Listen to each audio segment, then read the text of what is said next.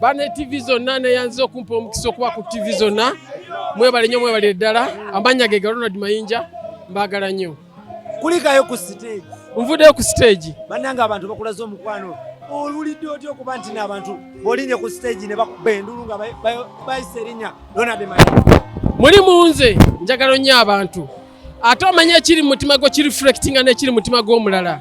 Balaba omukwano munze kyova olaba nabo bandaga omukwano. Mbagala nnyo nsanyuka nnyo yona gye mpita abantu basanyuka bambi ate nange nsanyuka nnyo bwe ndaba abantu abasanyufu. Abantu abasinga baali baga nti bakumisinga music industry tokyabawa nnyimba.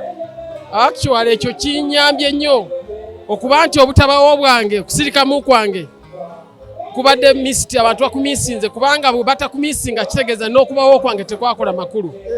Yes bwe bata feeling nga ovuddewo kitegeeza ne bwe waliwo wali togasa okifuna bulungi.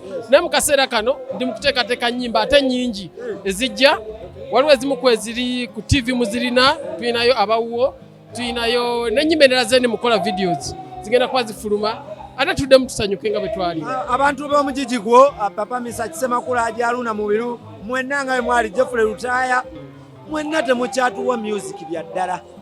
Kiti mweteesa nti kakundi mukomaawo muleke abaana abato bayingirewo oba zaggwa mu kikopo.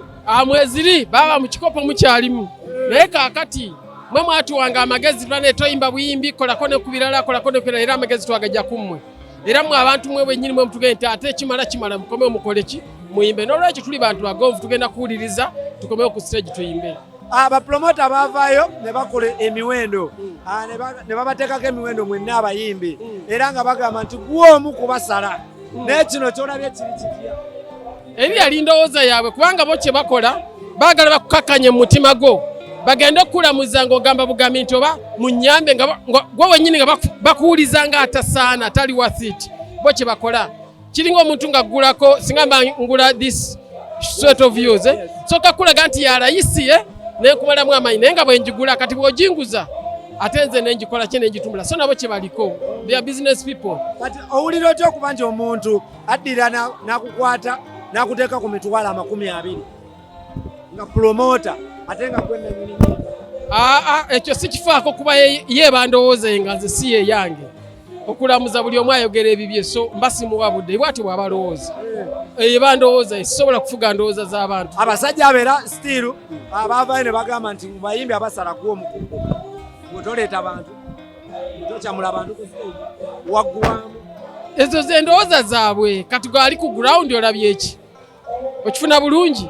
Ekirungi ndowooza mubadde ne TV wano tubadde live kati n'omulabi asobola naye okulaba ekyogamba abo twabaguza abo tubawadde ssente so kati bali baboogera naye n'abantu ne balaga bakikugamba singa naye tobaddewo leero wali tutte kiri kyabwe naye obaddeko nange oli nange tuli ku show byonna boogera birabye nti bya bulimba. Wavaayo twawulirako ku bigambo ebyali bitambula nga bigamba nti Uncle Ronald Mayinja yasuuwinga bajjo ndi wamutwala mu kooti okuteekako emitwalo 20 osanga okutuuse sisobola tobuza omwami oyo nedda ebigambo by'omwami wamutwala mu nga babitambuza nti omukulu Ronald Mayinja yanyize nnyo oluvannyuma lw'okuba nti bamutaddeko emitwalo 20 n'atwala omuntu mu kooti.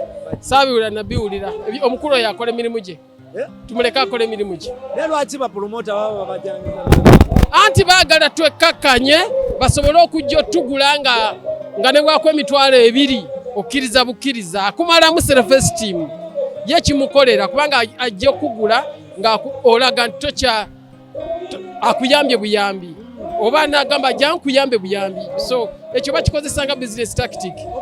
Bakoze ekintu bwekiti kiina ekyo kigenda okugatta ku music industry nti omuyimbi kati nga bagamba gundi wa mitwalo 2 gundi wa mitwalo 4 bo basooka batunda bizinesi yaabwe kinaba kiina kikibagaziseeko tutunule omanyi bizinesi efuna n'etafuna olabira ku magoba gwe wekka ng'ogabala so bwe kiba nti music promoters ng'eyo yengeri gye bapromotingamu then baleeseeyo akapya kwabonga nti we music promoter and you first demote what you are promoting then naye ba strategy empya ndowooza bwe batwe ba promotinga bo wakupromotinga manyi nti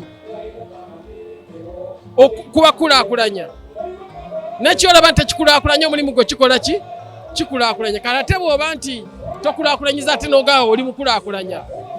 Ennaku zino abayimbi mutandise okwetegeka naawe kati weetegeka okola ebivulu oba wabivaako akuyita yakuyita. Nkola nekuva dde nga twetegeka nze kuva dda nze neetegekanga eggaba ku lusooka omwaka tugwera eggaba tugutandikireeyo misa ki yeetegekanga kalenda Joffe yeetegekanga ekavumba so si kipya si kipya. Naye emyaka gigenzedde mubadde muludde okwetegeka tubadde tuludde naye nga kyembadde njagala okulaga nti si kipya abayimbi okwetegeka si kipya. Ne Bebekulu yeetegeka ekiwaatule si Bebekulu yabyetegekera ndowooza si kipya. Naye mukama wange entalo ezigguseewo abantu bano abasatu oyinza zoogerako ki? Ezo si ntalo eyo yengeri bakwano baffe abo gye bapromotingamu ekintu kyabwe okusobola okubeerayo n'okusobola okufuna ettutumu n'okwogerwako so kati ndowooza kibadde kisiriseemu ne bagamba tukikomyewo ekintu kyaffe kyali kikola. Oluyimba lwa Bobi Wine waluwulidde n'abaana sekisi birangirangi fefe busi si zamaani naluwulira nalumansi labisa baluyita labisa tonaluwulira? Nakawulira nalumansi for sure. Oluyimba olupya lwe balina tonaluwulira labisa? Nalumansi gwe mmanyi nalumansi gwe mmanyi mbadde naye nja kutwala obudde nduwulireko kati sisobola dikomentingako kuba sinaluwulira then bwe naamala odduwulira baluyita ani labisa kati ngenda kanoonyaako kadde weewalisewo.